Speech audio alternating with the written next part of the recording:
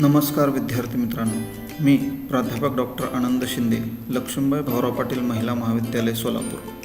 विद्यार्थी मित्रांनो, कालच्या तासाला आपण पूर्व वैदिक काळामधील ऐतिहासिक पार्श्वभूमी बघितली की ज्यामध्ये त्या काळामधील कौटुंबिक जीवन, राजकीय जीवन, सामाजिक जीवन, धार्मिक जीवन कशा प्रकारचे होते या सर्वांचा काल आपण अभ्यास केलेला आहे.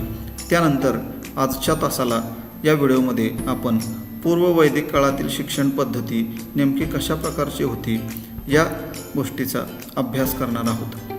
वैदिक काळातील शिक्षणाचे महत्त्व वर्णन करत असताना प्राध्यापक F.W. थॉम्सन असे म्हणतात की भारताशिवाय इतर कोणताही देश असा नाही की जिथे ज्ञानाच्या शोधाची मुळे खोलवर आणि अधिक गतीने रुजलेली आहेत.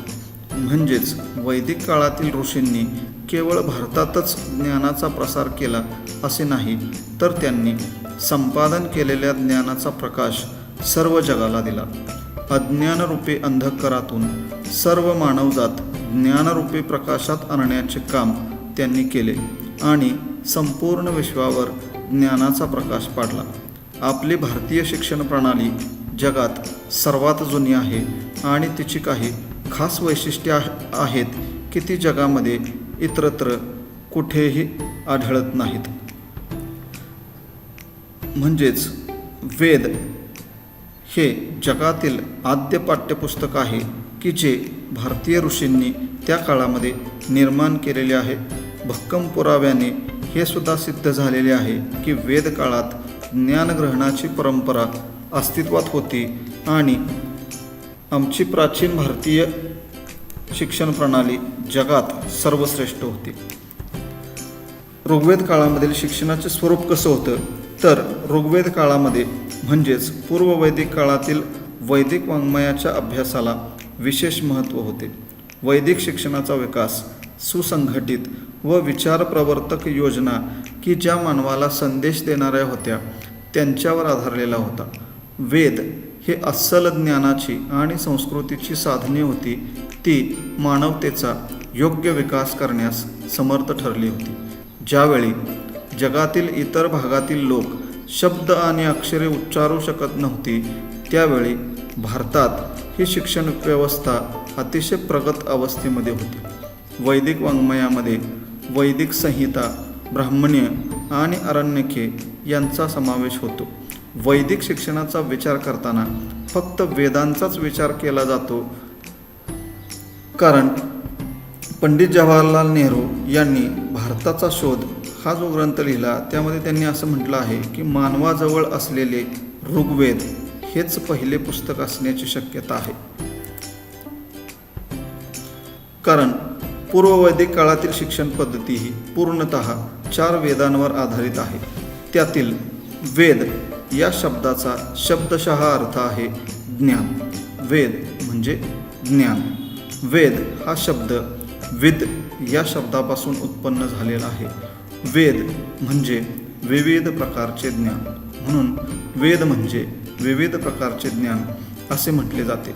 आर्यांच्या संस्कृतींचे ज्ञान वेदांमध्ये साठवून ठेवलेले आहे, यामध्ये कोणतीही शंका नाही.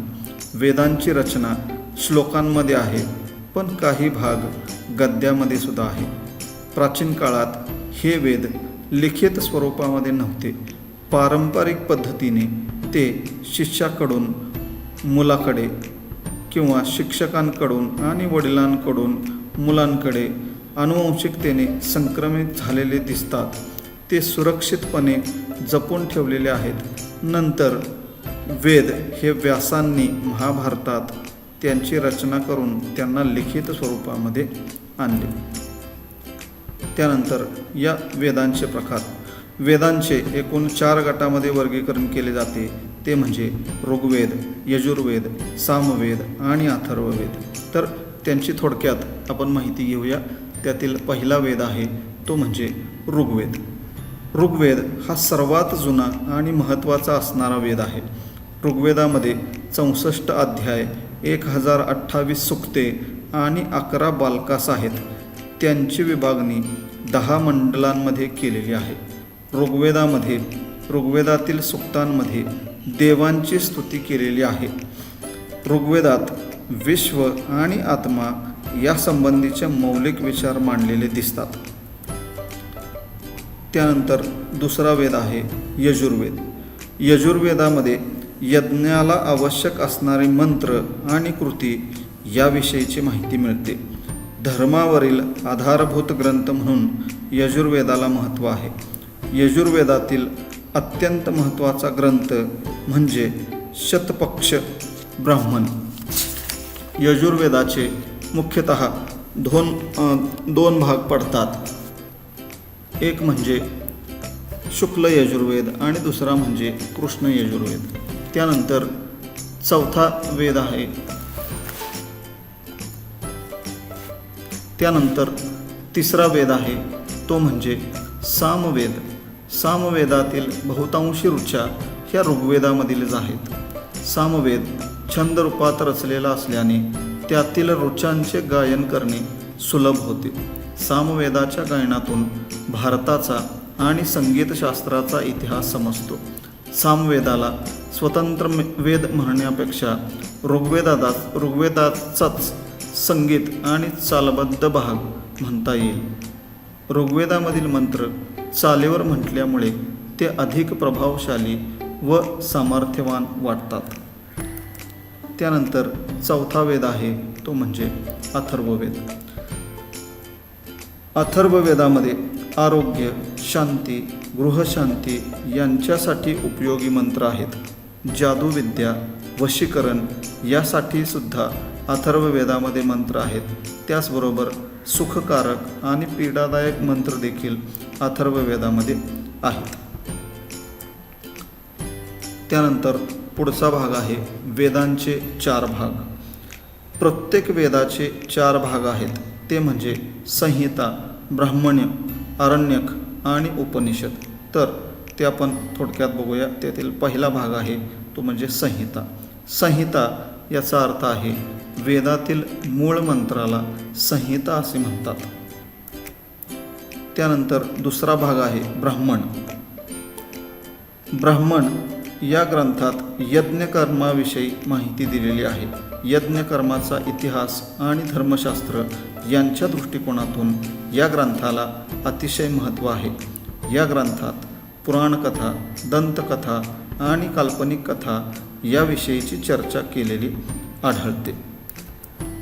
त्यानंतर वेदांचा तिसरा भाग आहे तो म्हणजे आरण्यके. आरण्यक हे ग्रंथ अरण्यात राहून अरण्यवासियांनी चिंतनातून तयार केलेले आहेत.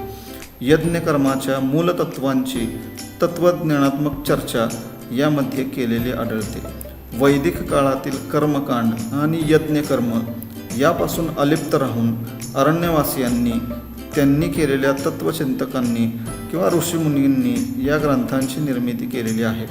यज्ञकर्मातून स्वर्गप्राप्ती करून घेण्यापेक्षा आत्मज्ञान प्राप्त करण्याच्या हेतूंनी हे ग्रंथ तयार झालेले आहेत. त्यानंतर वेदांचा चौथा भाग आहे तो म्हणजे उपनिषदे. उपनिषद म्हणजे जवळ बसणे किंवा जवळ जाणे होय. त्यावरून गुरुच्या जवळ बसून ज्ञानग्रहण करणे असा त्याचा मूळ अर्थ सांगितला जातो.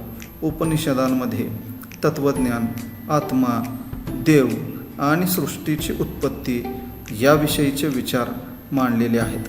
भारतीय विचार आणि शिक्षण प्रणाली यांच्यावर उपनिषदांची मोठी छाप पडलेली आहे. त्यानंतर शिक्षण पद्धतीमधील पुढचा भाग आहे तो म्हणजे महाकाव्ये.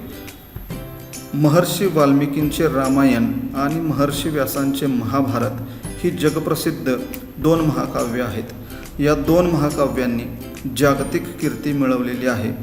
असे म्हणतात की महर्षी व्यासांनी हे जग उष्टावलेले आहे, कारण महाभारत हा ज्ञानाचा व माहितीचा विश्वकोशच आहे. जे महाभारतात आहे ते जगात सर्वत्र आहे व जे महाभारतात नाही ते जगात कुठेही नाही. महाभारतातील श्रीमद भगवद्गीता ही भारतीय श्रेष्ठ वाङ्मयाचा मुकुटमणीच आहे. त्यानंतर भारतीय शिक्षण पद्धतीमधील पुढचा भाग आहे तो म्हणजे वेदांगे. काळाच्या ओघामध्ये समाजजीवन बदलत गेले, भाषाज्ञान बदलत गेले आणि त्यामुळे वेदांचा अर्थ जो आहे तो अर्थ सामान्य लोकांना समजत नव्हता आणि हा वेदांचा अर्थ समजण्यासाठी सुलभ व्हावा व वेद अध्ययनास मदत व्हावी म्हणून वेद जाणणाऱ्या ऋषींनी वेदांवर आधारित 6 वेदांगे तयार केली की जी सामान्य माणसाला समजण्यासाठी उपयोगी आहेत. तर ही 6 वेदांगे पुढील प्रमाणे आहेत. पहिला आहे शिक्षा म्हणजे वेदातील स्वर, वर्ण इत्यादींच्या उच्चारणाची रीती स्पष्ट करणारे शास्त्र होय. दुसरा आहे कल्प, वेदविहित धर्माचे यथासांग वर्णन करणारे शास्त्र म्हणजे कल्प होय. तिसरा आहे व्याकरण, भाषेचे नियम स्पष्ट करणारे शास्त्र म्हणजे व्याकरण होय. 4 नंबर छंद, गायत्री किंवा वैदिक व इतर लौकिक छंदांचे विवरण करणारे शास्त्र म्हणजे छंद होय. 5 नंबर आहे निरुक्त म्हणजे स्पष्ट व्युत्पत्तीचे शास्त्र होय. आणि 6 नंबर आहे ज्योतिष म्हणजेच भविष्य सांगणारे शास्त्र होय. या वेदांगाशिवाय वेदांची काही उपांगे देखील आहेत. त्याच्यामध्ये धर्मशास्त्र, पुराण, उपनिषदातील ब्रह्मज्ञानाची मीमांसा आणि न्याय अशा पद्धतीने ही वेदांची उपांगे देखील असलेली दिसून येतात. तर विद्यार्थी मित्रांनो, अशा प्रकारे वैदिक शिक्षण पद्धतीमध्ये किंवा ऋग्वेद काळामध्ये शिक्षण पद्धतीचं स्वरूप नेमकं कशा प्रकारे होतं हे आपण या व्हिडिओमधून बघितलेले आहे. हा व्हिडिओ तुम्हाला आवडला असेल तर नक्कीच लाईक करा आणि माझ्या व्हिडिओ चॅनलला सबस्क्राईब करायला विसरू नका. धन्यवाद.